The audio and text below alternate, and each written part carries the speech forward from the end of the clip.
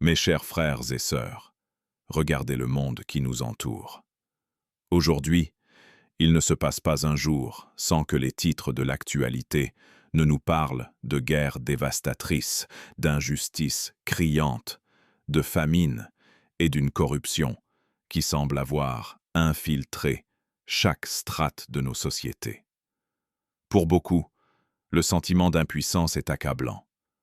On se demande, jusqu'où cela ira-t-il? Quand la justice triomphera-t-elle enfin? C'est dans ce contexte de pénombre que brille une promesse divine, une vérité transmise par le plus noble des hommes, le prophète Muhammad, sallallahu alayhi wa sallam. Cette promesse porte un nom, Al-Mahdi. Le Mahdi n'est pas simplement un personnage historique du futur. Il est le symbole de l'espoir ultime pour la Oumma. Il est celui que Dieu enverra pour restaurer l'équilibre, pour essuyer les larmes des opprimés et pour unifier les cœurs sous la bannière de l'unicité. Mais attention, le Mahdi n'est pas un prophète. Aucun prophète ne viendra après Muhammad sallallahu alayhi wa sallam. Il est un calife, un leader, un homme parmi les hommes, mais doté d'une guidance particulière d'Allah.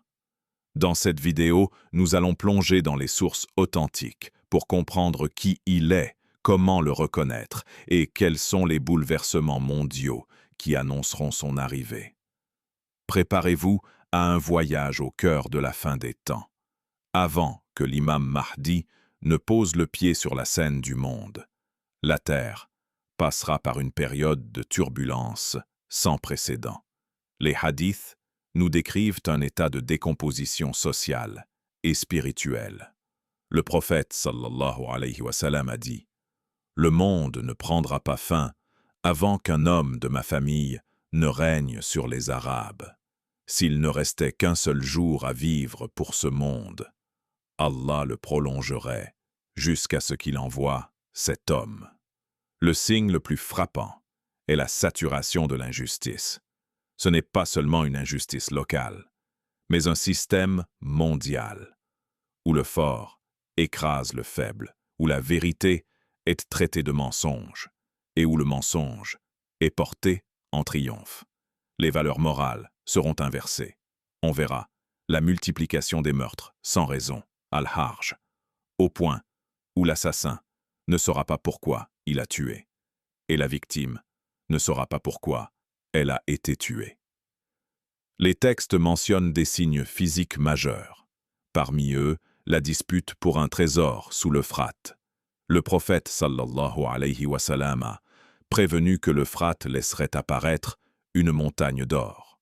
Les gens s'entretueront pour cela, et 99 sur 100 périront dans cette bataille. C'est un avertissement sur l'avidité humaine qui précède l'arrivée de l'imam. De plus, une instabilité politique frappera les lieux saints. Les récits mentionnent la mort d'un dirigeant important, suivi d'une lutte de pouvoir entre 3 fils de calife, dirigeants, aucun d'eux ne parvenant à s'emparer du trésor de la Kaaba. C'est dans ce vide de pouvoir, dans cette confusion totale, que l'imam Mahdi fuira de Médine vers la Mecque, ne voulant pas du pouvoir, mais poursuivi par sa destinée. Le signe le plus douloureux sera peut-être l'état de la Oumma. Les musulmans seront nombreux comme l'écume de la mer, mais faibles, alwan. Ils seront divisés en sectes et en partis, oubliant l'essentiel de leur foi pour courir après les parures de ce monde. L'islam deviendra étranger comme il a commencé.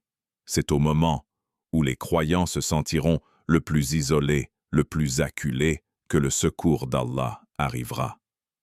Pourquoi ces signes sont-ils importants? Il est crucial de comprendre que ces signes ne sont pas là pour nous effrayer, mais pour nous réveiller. Ils servent de boussole. Quand vous voyez le monde perdre la tête, quand vous voyez les cœurs s'endurcir, souvenez-vous que c'est précisément dans l'obscurité, la plus totale, que l'aube se prépare à paraître. L'imam Mahdi ne viendra pas quand tout va bien. Il viendra quand l'humanité aura épuisé toutes ses solutions humaines et réalisera qu'elle a désespérément besoin de la guidance divine. Pour éviter toute confusion et protéger la Oumma des imposteurs, car il y en a eu à travers l'histoire, le prophète Muhammad alayhi wa salam a laissé une description d'une précision remarquable. Le Mahdi n'est pas un concept abstrait, c'est un homme de chair et de sang. Le premier critère est son identité. Le messager d'Allah alayhi wa salam a dit « Son nom sera mon nom, et le nom de son père sera le nom de mon père. » Il s'appelle donc Muhammad ibn Abdallah. Il appartient à la noble famille du prophète, Ahl al-Bayt, issu de la descendance de Fatima, la chef des femmes du paradis. Les savants expliquent que cette lignée lui confère une noblesse de caractère et une prédisposition spirituelle héritée de son ancêtre. Les hadiths, rapportés par Abu Daoud et d'autres, décrivent ses traits avec précision. Son front, il a le front large, Ajla al-Jabha, signe de sagesse et d'intelligence. Son nez, il a le nez fin et aquilin, Akna al-Anf, une caractéristique de noblesse dans les traits arabes. Sa couleur, son teint est celui des Arabes, brun clair, et son corps est celui des Israélites, robuste et solide. Ses signes distinctifs.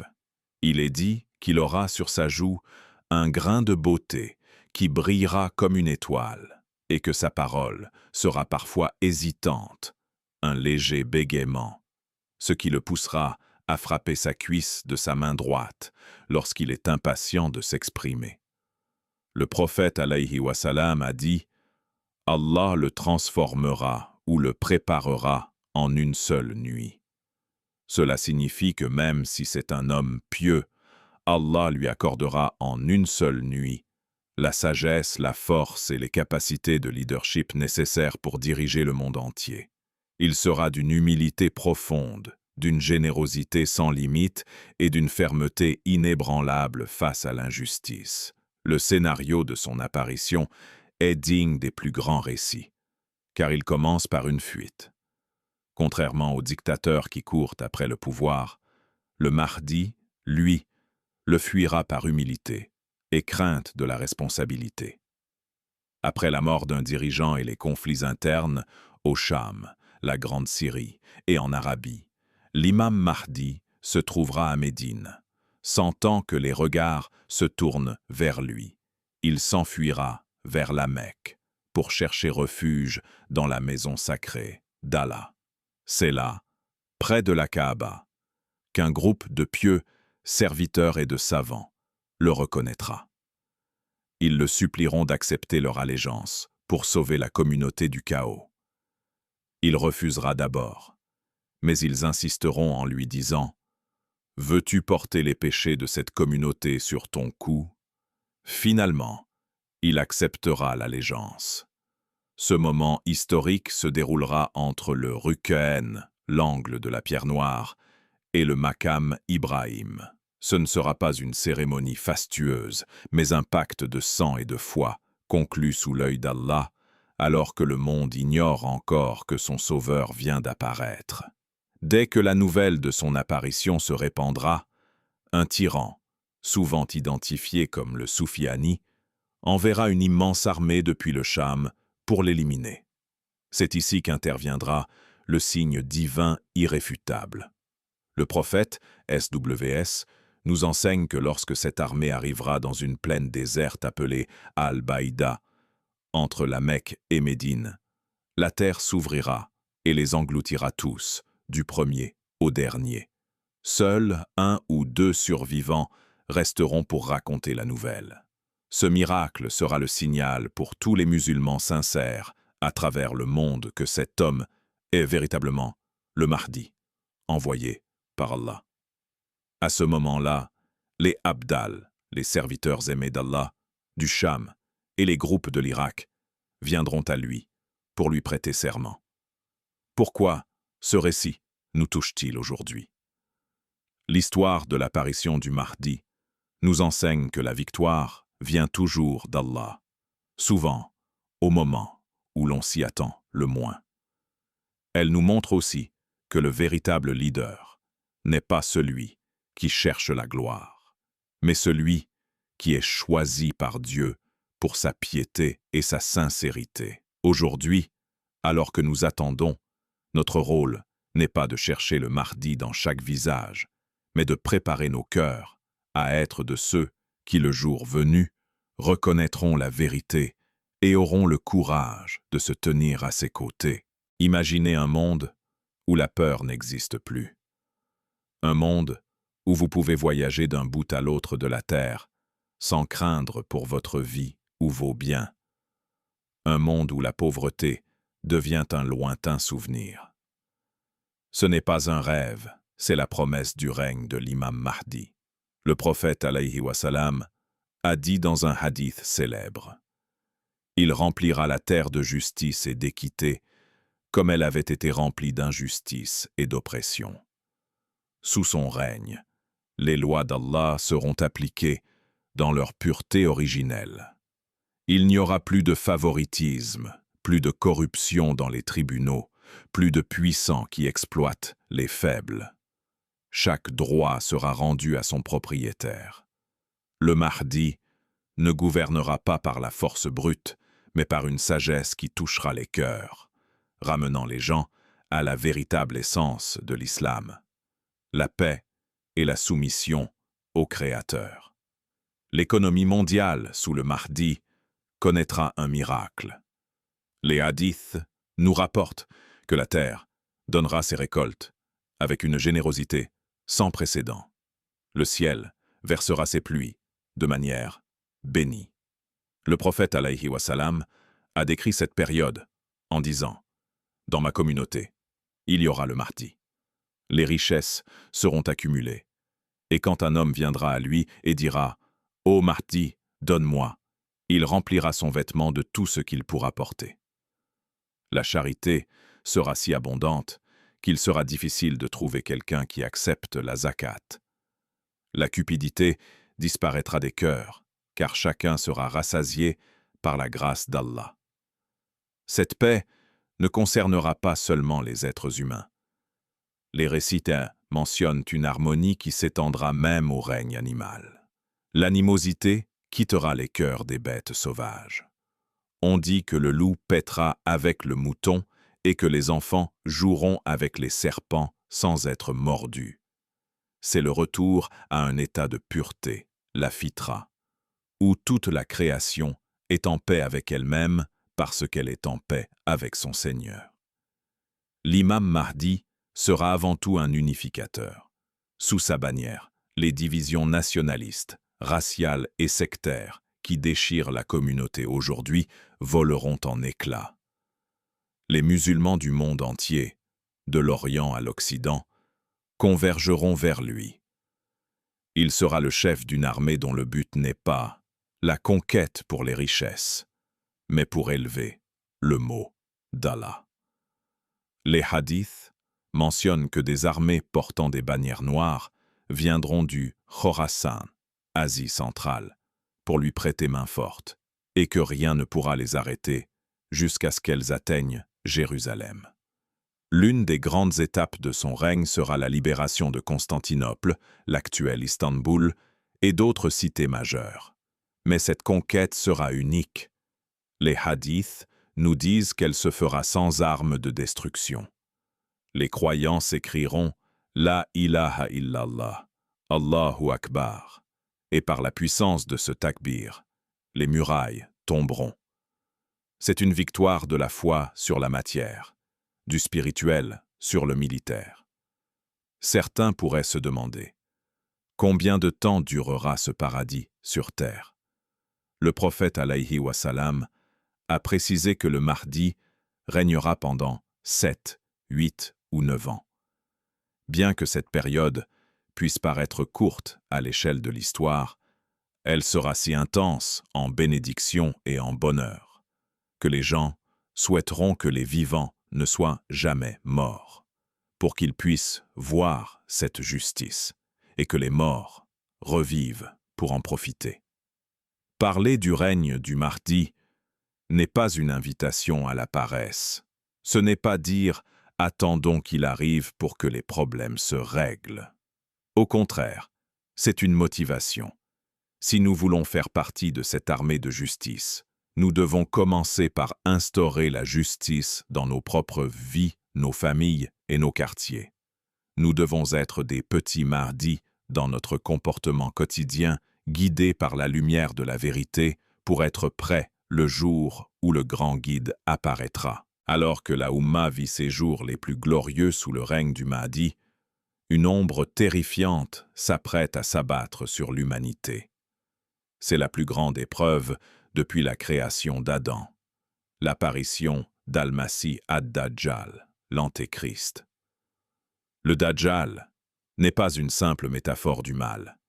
C'est un être humain, doté de pouvoirs surnaturels, accordés par Allah pour tester la foi des croyants. Il parcourra la terre à une vitesse fulgurante, prétendant être un prophète, puis prétendant être Dieu lui-même. Il apportera avec lui un faux paradis et un faux enfer. Il ordonnera au ciel de pleuvoir et à la terre de produire, séduisant ceux dont la foi est fragile. L'imam Mahdi et son armée se retrouveront alors face à ce défi colossal. Le Dajjal assiégera les croyants à Jérusalem, Bayt al-Maqdis. La situation sera désespérée, les vivres viendront à manquer et la pression sera à son comble. C'est dans ce moment de détresse absolue que le miracle promis interviendra.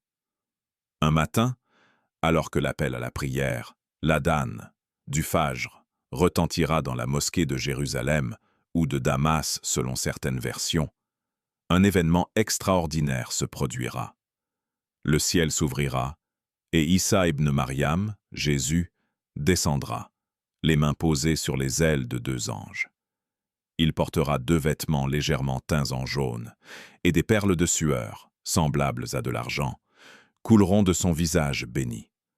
L'imam Mahdi, reconnaissant le fils de Marie, s'effacera par respect et dira « Avance, ô Esprit de Dieu, et dirige la prière pour nous. » Mais Issa alayhi wa salam posera sa main sur l'épaule du Mahdi et répondra « Non, avance-toi, car l'Iqama a été faite pour toi.